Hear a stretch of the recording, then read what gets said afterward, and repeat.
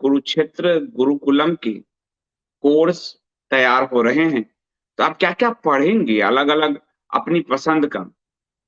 भारतीय विद्या में धर्मशास्त्र में तर्क को बड़ा महत्वपूर्ण माना गया है।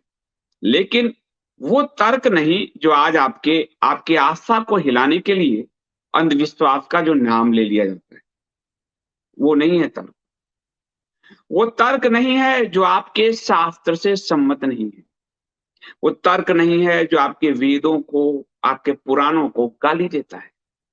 चाहे वो ब्रिटिशर्स हों, चाहे वो आप ब्राह्मिक हो या आप ब्राह्मिक थॉट में यहाँ के कई समाज आदि हों, उनके तर्क यदि श्रुति स्मृति सम्मत नहीं है, अपने शास्त्र सम्मत नहीं है, तो वो तर्क नहीं है, शुष्क तर्क नहीं है।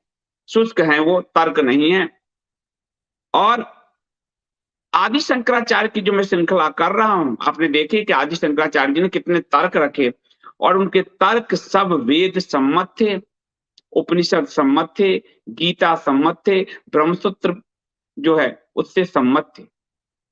तो तर्क पर मैं पहली बार आपको ये बात बताऊंगा। तर्क की पढ़ाई में आपको जो कोर्स होगा उसमें एक सर्टिफिकेट कोर्स जो है ये रीजनिंग तर्क और धर्मशास्त्र पे होगा, ताकि आप जो लड़ने जा रहे हैं आपके अंदर वो पूरा आग मौजूद हो और तरीके मौजूद हो।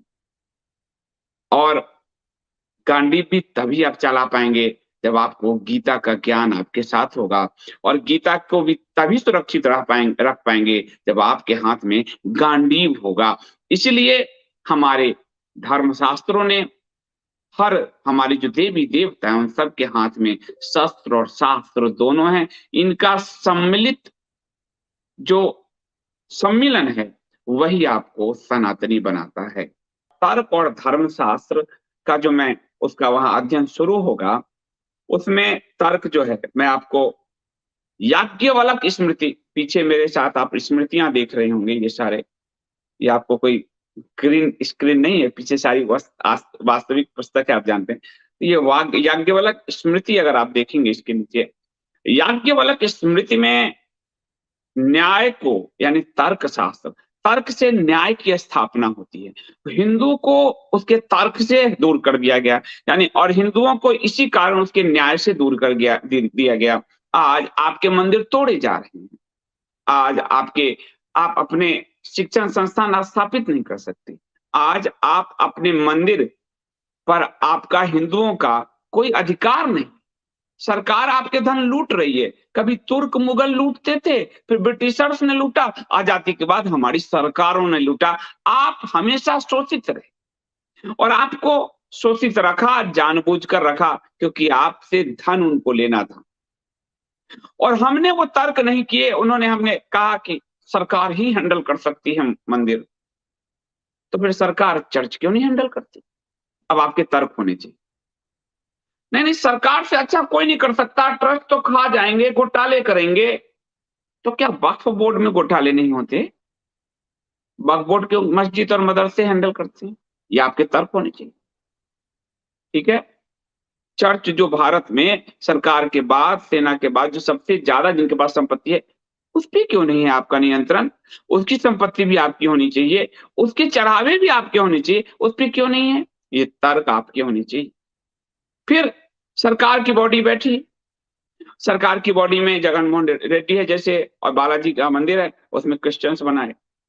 तो आपको कहना चाहिए, या फिर अखिलेश यादव कुंभ का मेला का आयोजन करता है और आजम खान को उसका प्रमुख बनाता है।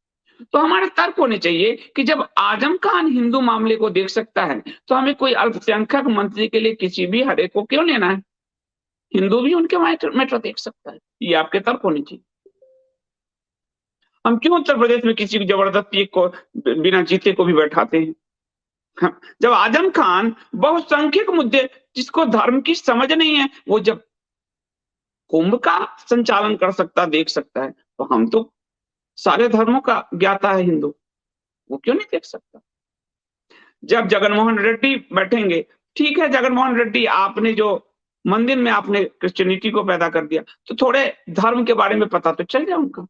जब वो मूर्ति नहीं मानते, तो हमारे मूर्ति से, हमारे भगवान की मूर्ति के चढ़ावे से जो धन है, उसका उपयोग क्यों करते हैं वो? ये तर्क होनी चाहिए आपके। मूर्ति का चढ़ावा भी तो काफिरों का चढ़ावा है ना, क्यों वो ले रहे हो? वो क्यों लूट रहे हो? मूर्ति अगर तुम्हारे लिए अपवित्र चीज है, तो उस मूर्ति की कमाई क्यों खा रहे हो? ये आपके तर्क होने चाहिए। लेकिन हम ये नहीं कर पाते क्योंकि हमें हमारे शास्त्रों ने जो सिखाया, वो हम भूल गए और हम भूले नहीं, हमें भुलवाया गया। एक तर्कशील प्राणी हिंदू जाति समाज सनातन धर्मी तर्कशील ना हो, और हो गया तो हम लूटेंगे कैसे? तुर्कों ने लूटा, मुगलों ने लूटा, ब्रिटिशर्स ने लूटा, अब इनको भी तो लूटने दो, इनकी बारी है। और ये तर्कशील हो गया तो लूटेंगे कैसे? इसलिए शिक्षा में, एनसीईआरटी आदि में आपकी नैतिक शिक्षा गौण, आपकी धार्मिक शिक्षा गौण, संविधान में अनुच्छेद की व्यवस्था की गई। आप अपने शिक्षण संस्थान नहीं खोल सकते, ये आपका तर्क है, क्योंकि आप सवाल करेंगे तो आप हिंदू शिक्षा संस्थान नहीं खोल सकते, वो खोल सकते। आप अपने धर्म नहीं पढ़ा सकते, वो पढ़ा सकते। और इसलिए तो हमारे बच्चों को गीता का ज्ञान नहीं होता, और उनका ऐसा होता है कि आईआईटी मुंबई में पढ़कर भी वो अल्लाह अकबर का नारा करके मंदिर पे हमले कर रहे हैं। गोरखपुर में आईआईटी मुंबई, उसकी पढ़ाई पे सारा पैसा व्यर्थ गया। तो हमें ये तर्क करने होंगे, और ये तर्क हमें देते हैं शास्त्र, और हिंदू शास्त्र धर्म शास्त्र में तर्क की पढ़ाई होती थी। आपको इस गुरुकुल में, और ये गुरुकुल कई लोग अभी भी समझ रहे हैं गुरु का कुल का मतलब बाल काल से हम पढ़ाएंगे। हम बाल काल से नहीं पढ़ाएंगे। कोई अपने बच्चों के भविष्य को, मेरे गुरुकुल में वैदिक शिक्षा बोर्ड को सरकार मान्यता देती नहीं, वो बच्चा फिर कैसे आगे बढ़ेगा? मैं उसका कलंक अपने सर पे लूंगा। बच्चों से ज्यादा तो उसके माँ बाप को पढ़ाने की आवश्यकता है, जो वहां वो एनसीईआरटी पर क्या है, घर में वो धर्मशास्त्र उनको पढ़ा सके। माँ बाप अपने जिम्मेदारियों का बोझ बच्चों पर डालकर भाग नहीं सकते। उस युवा को पढ़ना है, उसको सर्टिफिकेशन लेना है, ताकि उसको ज्ञान हो, जब वो यूपीएससी में जाए, इंजीनियरिंग में जाए, सॉफ्टवेयर इंजीनियर हो, तो वहां वो अपने इस हिंदू ज्ञान को अप्लाई कर सके। उन गृहिणियों को सीखना है जो भारत के नई पीढ़ी को तैयार कर रही हैं, जो घर की नींव हैं, जो घर की धुरी, और जिनको मैकाले ने टारगेट किया, जो धर्म की धुरी। तो याज्ञवल्क्य स्मृति कहती है कि जो तर्क शास्त्र है, वो 14 जो विद्याएं हैं उसमें से एक है। यानी आपकी विद्या आपसे कैसे छीनी गई, आप देखिए, धर्म शास्त्र जो कहा वही आपसे छीन लिया गया। और उसे, ये जो तर्क है आपके धर्म के ज्ञान का एक साधन, यानी उसका उपयोग करके वो साधन है, और साध्य है धर्म को जानना। तो तर्क एक साधन है, यानी वो एक बग्घी है जिस पर बैठकर आप यात्रा करोगे, तो वो एक साधन है। और मिता याज्ञवल्क जो स्मृति है, उस पे जो भाष्य होते हैं, मिताक्षरा जो है न्याय, उसको तर्क विद्या कहा गया। मिताक्षरा न्याय को तर्क विद्या कहा गया, और कहा ये वही 14 विद्याओं में से एक है। इस सबकी पढ़ाई मैं कुरुक्षेत्र गुरुकुलम में करने जा रहा हूं। और आप सोचो, रोज आपको कुछ ना कुछ कह रहा हूं, यानी वो प्रक्रिया शुरू है, फिर भी मैं अकाउंट जारी नहीं कर रहा हूं, वो बाद में करूंगा। यानी हमारा उद्देश्य आपको ज्ञान देना के रास्ते ले जाना है, सनातन धर्म के। पैसे उसका एक बाय प्रोडक्ट को, ताकि चीजों को चला सके। ये नहीं कि पहले हम आ कर दिए पैसे जमा करो, जो आजकल लोग कर रहे हैं, क्योंकि उनका उद्देश्य वही है, वो धर्म की आड़ में धंधे कर रहे हैं सब। अली मौलाना चाह रहे, कव्वाली गवा रहे, सब धंधेबाज। जब आप ज्ञानवान हो जाओगे ना, इन सबको आप ध्वस्त खड़े होकर पूछना शुरू करोगे, और क्रांति आ जाएगी, पूरे देश में क्रांति आ जाएगी। नेता की सभा में जाओगे, पूछ दोगे। धर्म वालों के, ये बाबाओं के सभा में जाओगे, पूछ दोगे। क्लास में बच्चा पूछ देगा। गृहिणियां अपने क्लब में बैठी हैं, वहां पूछ देंगी। हम बेचैनी पैदा होगा, एक पूरा पुनरुत्थान की बेचैनी को पैदा करना है। तो इसमें तर्क शुष्क होता है, इसलिए कठोपनिषद कहते हैं कि आत्मा का ज्ञान केवल तर्क से नहीं प्राप्त किया जा सकता। तो आपके आत्मा को, ज्ञान को विलोप करने के लिए आत्मा क्या होती है? आत्मा तो है जैसी कोई चीज नहीं है। वैज्ञानिक चीड़ के दिखाया ब्रिटेन, इसमें तो आत्मा नहीं होती। अरे कुछ तो निकला तभी शरीर निष्प्राण हुआ। तो कठोपनिषद कहते हैं कि केवल तर्क से आत्मा का ज्ञान नहीं हो सकता, और आत्मा क्योंकि सूक्ष्म से भी सूक्ष्मतर है, उसका केवल यानी अनुभव, यात्रा, तब तर्क, बिना यात्रा के तर्क नहीं। वो साफ कह रहे हैं। और मैं आपको मनुस्मृति में उपसंहार है, मनुस्मृति आप देख रहे हैं, उन्होंने जो कहा कि जो व्यक्ति शुद्ध धर्म जानना चाहता है, शुद्ध धर्म जानना चाहता है, इसलिए आपसे मनुस्मृति भी छीन लिया गया। मनुवादी मनुवादी, ब्रिटेन के चेपे, अमेरिका के चेपे, स्विट्जरलैंड के कानून चेप दिए, और मनुवादी कह के आपसे अब मनुस्मृति छीन लिया गया। क्योंकि मनुस्मृति पृथ्वी के प्रथम राजा, प्रथम मानव का वो न्याय है। वो न्याय पर चलेंगे तो फिर से स्वर्ण युग आ जाएगा, फिर से हिंदू गौरवशाली हो जाएगा। तो उसको मनुवादी मनुवादी करके छेपक जोड़ के जार के उसको साफ कर दिया।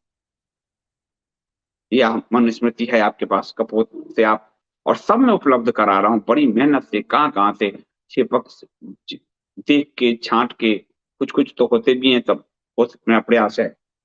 तो मनुस्मृति कहता है जो व्यक्ति शुद्ध धर्म जानना चाहता है, शुद्ध शुद्ध धर्म जानना चाहता है, उसे तीन ज्ञान होना चाहिए। तीन, पेन और पेपर लीजिए और लिखिए। जो भी व्यक्ति शुद्ध धर्म जानना चाहता है, उसे कम से कम, और कम से कम क्या, उसे तीन ज्ञान होना ही चाहिए। ज्ञान, प्रथम ज्ञान प्रत्यक्ष, वो चीजें प्रत्यक्ष हो। दूसरा, उसका अनुमान, अनुभव हो, अनुमान लगा सके। और तीसरा, विभिन्न परंपराओं पर आधारित शास्त्र सम्मत हो, यानी हमारे शास्त्रों को जो कुछ उठलाया गया। केवल वही व्यक्ति धर्म जानता है जो आर्ष वचन, यानी कि वेद ऋषियों के वचन, स्मृतियों में वर्णित धर्मोपदेश को उस तर्क के साथ विचारता है जो वेद एवं शास्त्रों के विरोध में नहीं है। तो आपका जो तर्क है वो वेद और शास्त्रों के विरोध में नहीं है, जो वेद और शास्त्रों के अनुकूल है वही आपका तर्क शास्त्र है। आपको कहा अंधविश्वास है आपको, तो वो वेद और शास्त्रों को गाली देने के लिए आपका उपयोग किया, वो तर्क नहीं है, वो वितंड है। क्योंकि वेद मनुष्यों ने, ऋषियों ने, ये ऋषि शब्द दुनिया की किसी भाषा में नहीं है। ऋषि वो जिन्होंने मंत्र प्रत्यक्ष देखे। प्रत्यक्ष देखे माने मैंने आपको बताया कि तीन लेवल पे काम है हमारे सनातन का। पहला है दिव्य लोक यानी ब्रह्मांड, दूसरा है भूलोक यानी ये पृथ्वी, और तीसरा है शारीरिक लोक, देह लोक अर्थात आप। और तीनों की कनेक्टिविटी, तो आपके अनुभव से ही आपके अंदर पिंड ही ब्रह्मांड है। तो जो वेद और धर्म शास्त्र सम्मत, तो इस तर्क शास्त्र के पूरे पेपर्स हैं, उसको बनाए जा रहे हैं, वो आपको पढ़ाए जाएंगे। मीमांसा के, तर्क शास्त्र के, न्याय शास्त्र उसमें आएगा, जो आपकी न्याय की पूरी अवधारणा छिन्न भिन्न कर दिया इन्होंने संविधान से। अब बड़ा मॉडर्न तरीके से मैं पढ़ाऊंगा आपको, ताकि ये नहीं कि आप कनेक्ट कट जाएंगे, क्योंकि हमारे यहाँ यात्रा है। वेद वेद के ज्ञान गूढ़ जब हो गए तो उसको समझाने के लिए पुराण, और वेद के जो कर्म कांड है फिर उसको ब्राह्मण में, उसके ज्ञान कांड को आगे निकाल कर उपनिषद में। फिर भी कथाओं के नहीं समझ में आ रहा है लोगों को, तो कथाओं के जरिए दो महाकाव्य रामायण और महाभारत के जरिए, कानून और न्याय शास्त्र स्मृतियों के जरिए। तो हमारा जो समाज है वो गतिशील समाज है। वो सड़े हुए पानी, जो तालाब के 1400 साल पुराने तालाब की एक व्यक्ति का ही सब चल रहा है, नहीं। मानव ईश्वर है, परम विष्णु जी का प्रिय है, उसमें विष्णु तत्व है जो जागृत हो सकता है, यानी पर ब्रह्म जागृत हो सकता है। हम ब्रह्मास्मि का वो उसको उद्घोष, उसकी नाभि उसके अंश में गूंज रहा है, उसे सिर्फ उसे पहचानना है और यही धर्म की यात्रा है।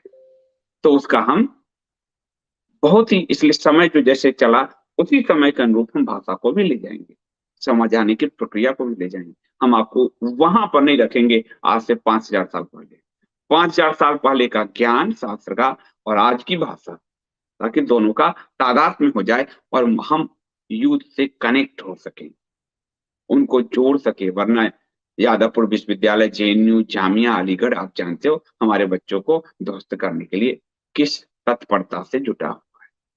तो एक बात, कुरुक्षेत्र गुरुकुलम के कोर्स तैयार हो रहे हैं, डिप्लोमा, सर्टिफिकेट, जो भी आपकी पसंद का है, यात्रा आपको अंत में वही उससे यात्रा करिए, पहुंचना वहीं। और ये आपकी स्किल को बढ़ाएगा, आपकी विद्या को बढ़ाएगा, बुद्धि को बढ़ाएगा, तर्क शक्ति को बढ़ाएगा, धर्म के ज्ञान को बढ़ाएगा, आपके अनुभव को बढ़ाएगा। तो आपको पूरी तरह से, और फिर आप उसमें शास्त्र के साथ फिर शस्त्र की ट्रेनिंग के लिए भी आप अगर उसमें अप्लाई करते हैं, तो आप अलग अलग जो हम आगे जोड़ने जा रहे हैं उसको भी, और फिर आप सनातन मानव बन पाएंगे।